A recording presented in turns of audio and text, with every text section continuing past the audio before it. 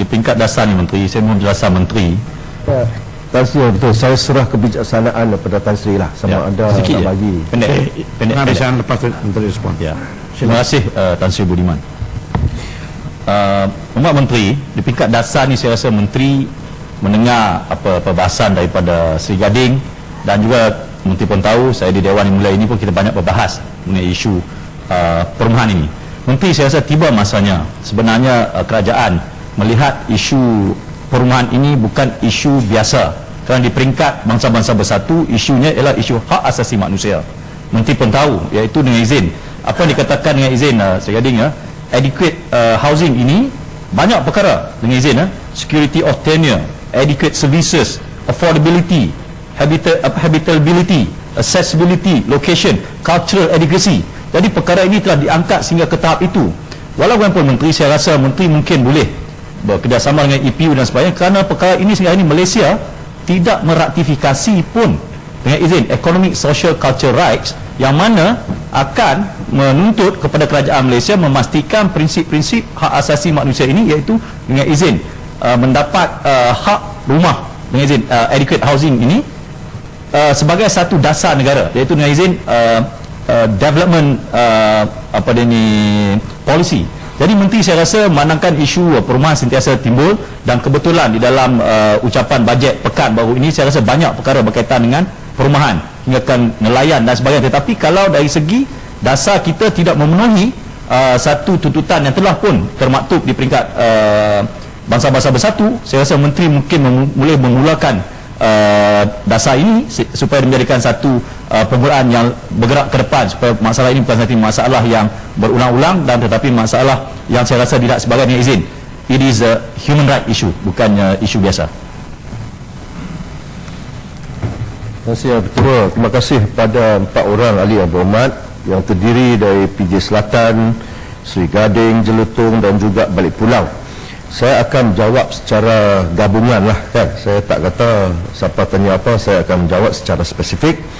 Untuk makluman Dewan Yang Mulia ini, harga rumah setakat ini memang tidak terkawal, dan ini adalah satu amalan biasa di mana-mana di dunia, termasuk juga di negara-negara yang kita sentiasa kenali sebagai socialist country, dan negara China juga. Tetapi kita sebagai kerajaan yang bertanggungjawab, kita senantiasa memantau dia harga rumah ataupun harga pasaran mengenai perumahan, dan jika perlu kerajaan akan mengambil langkah-langkah untuk mencampur tangan ataupun intervensi. Tetapi pada lazimnya kerajaan tidak akan berbuat demikian, sebab ini adalah amalan, dan kita tinggal dalam sebuah negara yang mempraktikkan perdagangan bebas, dan juga ini adalah semua bergantung kepada market forces dengan izin.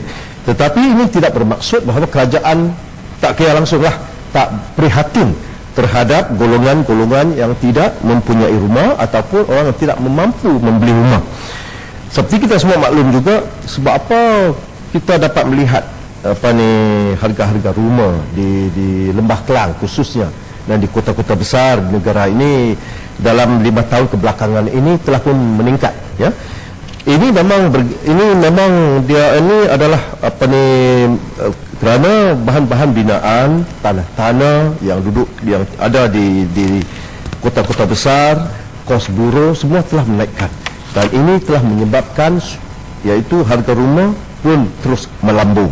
Tetapi kerajaan memang ada satu mekanisme selain daripada mengadakan intervensi, ya, intervensi seperti yang saya katakan, yang saya akan beritahu, iaitu di bawah belanjawan yang dicadangkan, iaitu real property gains tax, cukai keuntungan harga tanah dinaikkan dari 10%, dan selain pada itu negara senantiasa memantau dan juga mengarah supaya pinjaman hanya boleh diberikan kepada peminjam-peminjam bagi rumah ketiga, iaitu tidak melebihi 70% loan to value dengan izin. Ini adalah beberapa langkah yang diambil oleh kerajaan. Sama ada ianya berkesan atau tidak akan sentiasa dipantau oleh kerajaan juga. Dan selain daripada itu, satu sistem mekanisme yang ada ialah bahawa tahun ini Kerajaan Persekutuan rasa bahawa masa sudah tiba supaya kerajaan mengambil proaktif, langkah proaktif untuk membina rumah bagi golongan-golongan yang berpendapatan rendah. Yang rendah tu tak payah cakap lah, itu tiap-tiap tahun tu kita ada buat. Bagi yang berpendapatan sederhana dari 3,000 hingga 7,000, supaya rumah-rumah ini dapat dibina melalui usaha kerajaan dan golongan-golongan yang disasarkan dapat membeli rumah. Tak semestinya, yang berhormat PJ Selatan tanya, dia kata income pendapatan 3,000, macam mana nak beli rumah 400-500,000? Tak payah, sebab kerajaan memang mempunyai perancangan yang agak panjang supaya rumah-rumah yang dibina memang di antara kos 150,000 hingga 300,000. Kalau kita tak mampu, kita boleh pilih yang mana. Macam baru-baru ni yang amat berhormat Perdana Menteri telah buat cabutan untuk rumah-rumah yang berharga hanya 150,000 ke bawah.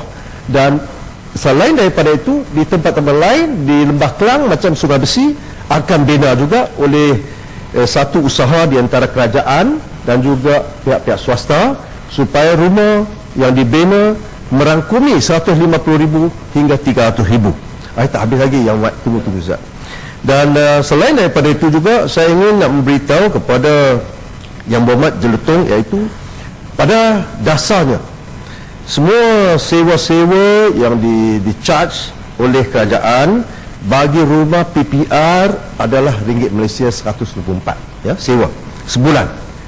Tetapi bagi kes macam Lembah Kelang, di Lembah Subang tu, ini adalah satu kes yang istimewa, dan kes ini telah pun mendapat keputusan dari Majlis Mesyuarat Kerajaan Negeri Selangor supaya membenarkan sewa ni dinaikkan hingga 250, bukan semua, masih 124. Satu masalah ialah seperti yang dikatakan oleh Yang Berhormat, ialah kos penyelenggaraan cukup tinggi.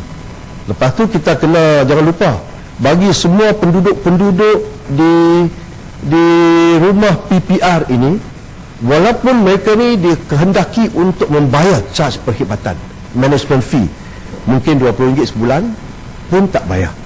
Bila semua tak bayar, maka usaha penyelenggaraan rumah-rumah ni jatuh pada bahu kerajaan negeri ataupun PBT.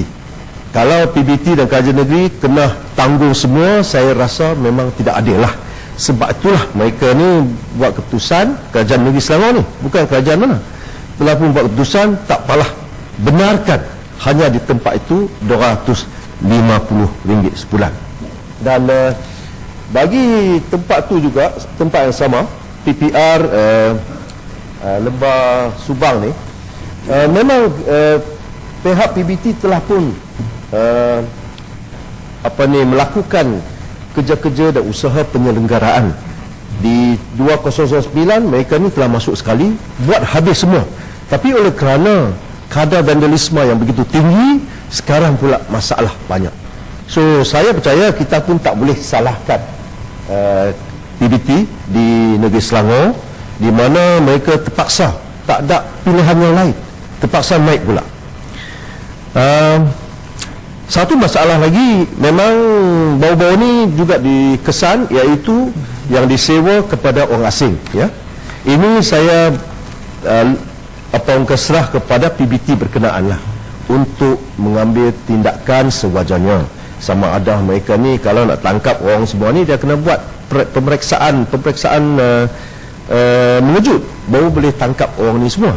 So ini saya serah kepada PBT berkenaan. Sebelum Menteri pergi ke topik yang memang saya setuju. Human Rights Charter, salah satu bahagian ialah affordable housing. Housing is a basic need for every rakyat in this country. That is why you tengok kerajaan yang bertanggungjawab sentiasa mengambil langkah yang positif bagi golongan berpendapatan sederhana, buat juga rumah. Jangan tak payah beli di luar, beli dari kerajaan. Bagi golongan 2,500 pendapatan sebulan, dia dapat Penjelasan sebelum berpindah ke topik yang lain. Boleh. Tan Sri, saya ingat saya Satu tak soalan. sampai Prima, surat prima. satu pun dah banyak nak jelas Berapa panjang berapa Pak? Saya- berapa lembar? Saya kalau nak kata lambat memang lambat jugalah. Berapa lembar ada? Saya kalau tak minta laluan mungkin 1 jam. Soal prima 1 minit boleh? Prima. Dah prima pun pasti prima Bagi laluan di bawah bagi laluan kepada Indra Mahkota, selepas tu yang berhormat teruskan. Okey, prima ni di bawah jabatan Perdana Menteri. Tanya lagi. Saya Bagi peluang dulu Indra Mahkota untuk bertanya. okey. Dan respon tidak, then you proceed. Terima kasih Tan Sri yang prihatin. Saya cuma nak tanya penjelasan sebab ada dinyatakan dalam buku belanjawan kita, ucapan belanjawan. Pertama, kerajaan telah menaikkan kadar atau had maksima harga rumah bawah skim rumah pertamaku daripada 220,000 kepada 400,000. Ini yang dicadangkan dan kita sedang bincang sekarang. Tetapi Yang Berhormat Menteri mengatakan untuk sebagai galakan tadi ada disebut berkenaan dengan pengecualian, terutama pengecualian tentang surat cara perjanjian, ya, ada disebut tadi.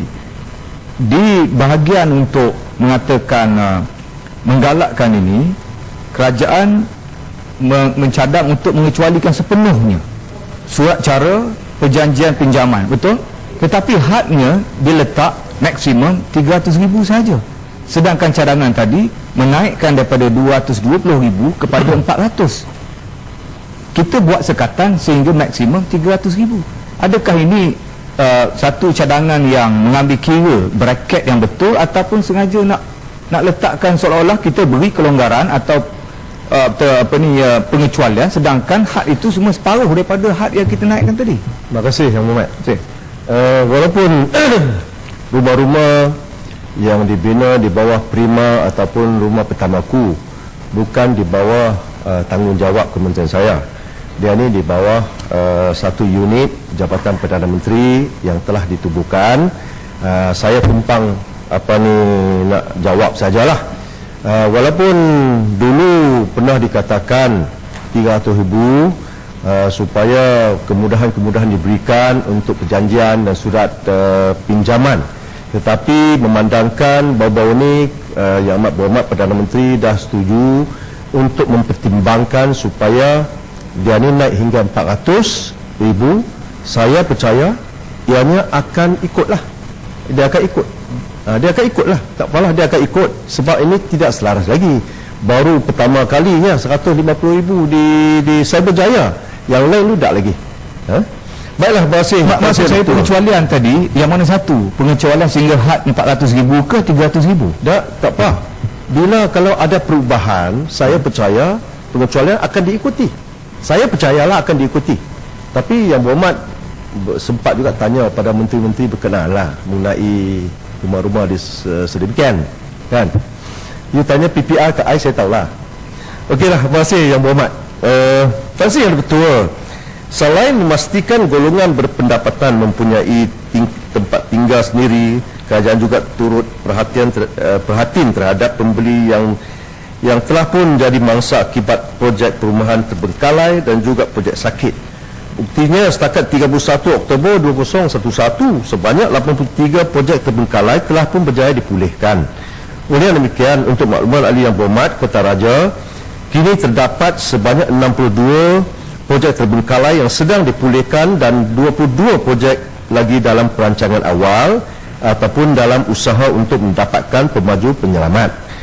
Manakala bagi membantu pembeli-pembeli projek sakit seperti yang dibangkitkan oleh Yang Berhormat Tebrau pula, KPKT Kementerian saya sentiasa membantu wakil-wakil pembeli untuk mengadakan perbincangan dengan pihak pemaju untuk memulih atau mencari jalan penyelesaian terhadap masalah yang ditimbul.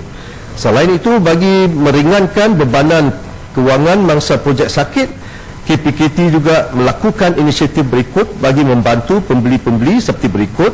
Yang pertama, mengeluarkan surat pengesahan kepada pembeli bagi membolehkan pengurangan kadar faedah dan penstrukturan semula pinjaman perumahan oleh pihak pembiaya institusi kewangan, ataupun di samping itu membolehkan pengeluaran simpanan kali kedua daripada simpanan KWSP.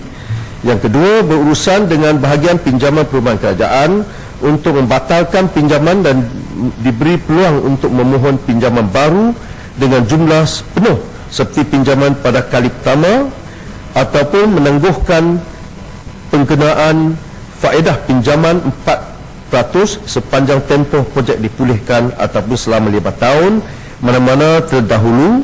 Dan yang ketiga, mengeluarkan surat status projek perumahan kepada para pembeli ataupun pihak bank pembiaya bagi memaklumkan status ataupun perkembangan terkini projek perumahan. Merujuk kes projek perumahan terbengkalai spesifik apartmen Bahtera di Pulau Indah, Kelang yang dibangkitkan ahli yang berhormat Kota Raja pula, projek Pangsapuri Servis ataupun servis apartmen dimajukan simpulan cemerlang Senyum Rehat dari tahun 2002 hingga tahun 2004, iaitu sebelum pindaan Akta 118 pada tahun 2007 yang mewajibkan projek perumahan Pangsapuri Servis dilesenkan dengan kementerian saya. Berdasarkan fakta tersebut, semasa pembangunan projek ini, pemaju tidak dilesenkan di bawah Akta Pemaju Perumahan dan segala kebenaran dan kelulusan untuk menjalankan pembangunan ini adalah tertakluk dengan pihak Majlis Perbandaran Kelang. Walaupun demikian, untuk makluman Dewan Yang Mulia ini, kementerian memang cukup prihatin.